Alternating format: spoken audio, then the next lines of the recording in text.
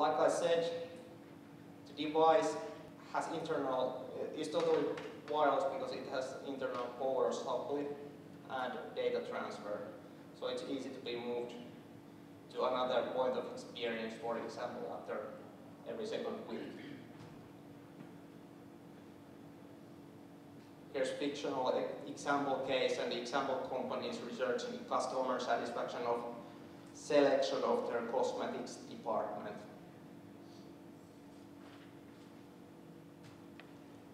Few words about the report. Like said, reporting happens automatically. There are several kind of reports depending on the role of the receiver. For example, in this Valintatalo case, we provide the store managers with the reports with 1 hour accuracy, so they can have a look what happens in each time of the day. For example, if there's a problem with evening shift, they can have a closer look what is happening there, and so on. This method also produces really interesting comparison data for the top level management.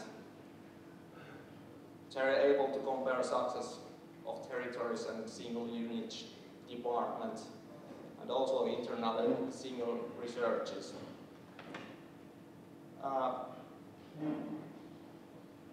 The data is also possible to export to the Excel or spreadsheet. We are also working on a few integration projects with some of our customers. So of course we want this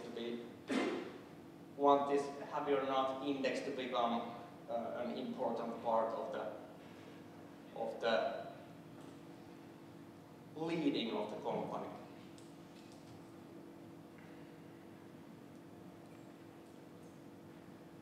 Here are a few special cases where the instant data provided by Happy or Not has been considered priceless.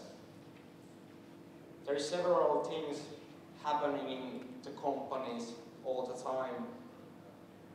Many of those things might affect to the working atmosphere or employee satisfaction. If it has a negative influence, it's about to have a negative effect to the productivity or creativity, which is of course a bad thing for any company. These kind of cases are mergers and acquisitions, organizational changes. Our customers also use this continuous data to have a look how they communicate news to their staff.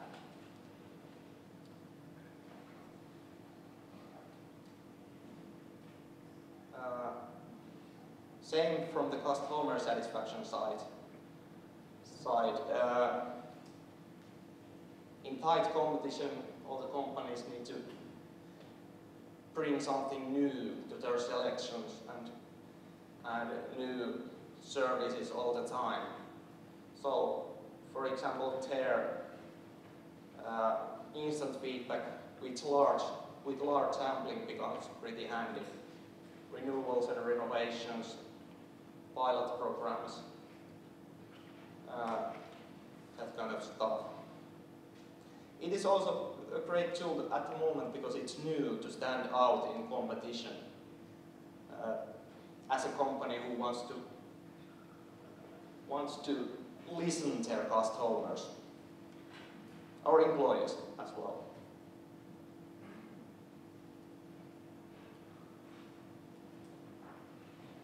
Here's a quick summary about viewpoints. We think, and our current customers think, this kind of everyday information is a kind of safety net for the management. They can have a look every day, is everything all right, and if it's not, they can pinpoint the problems into single unit and start more detailed investigations. For HR, this kind of continuous factual data is of course important. They know how the staff is doing daily. It is also visible in concrete message for employees about caring. For employee and customer as well, it is easy, quick, and anonymous way to give feedback, like I said.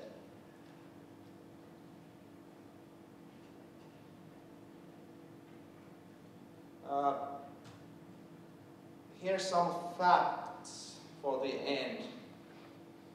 I've mentioned large sampling several times, and here are a few numbers. Currently we have 7 customers and about 25 devices around Finland. And since January of this year, when we publicated our service, about 14,000 feedback has been given through our service in units of those customer companies and societies. At the moment, daily average answering rate in the customer satisfaction monitoring is 15%. In employee satisfaction monitoring, it's about 80%, which is pretty good, but of course, employees are a bit easier to motivate to answer, and also the results and improvements done because of the results are easier to communicate to employees than to consumers.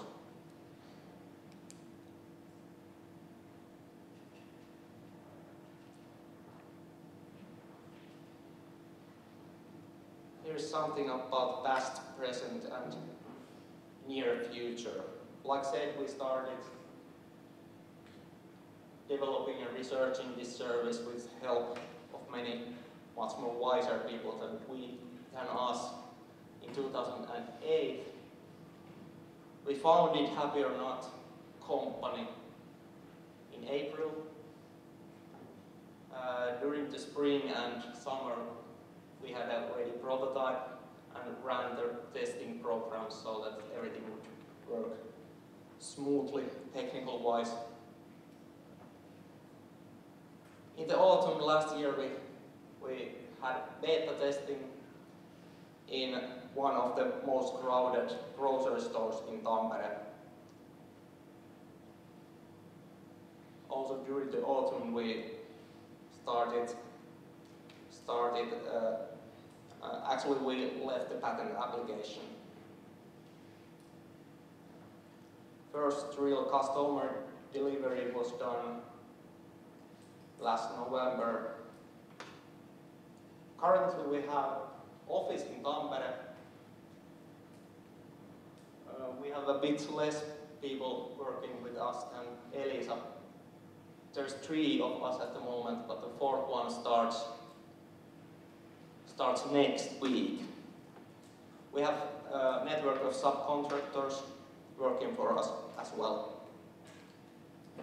Next month we have a launch event in Espoo, and also we are taking huge step for us. We are doing our first delivery abroad for the German company. It goes for the employee satisfaction monitoring. In autumn we are taking really huge step, careful toe, and we start researching and testing our possibilities in US market with the support of Keksintösäätiö. So it's foundation for Finnish inventors.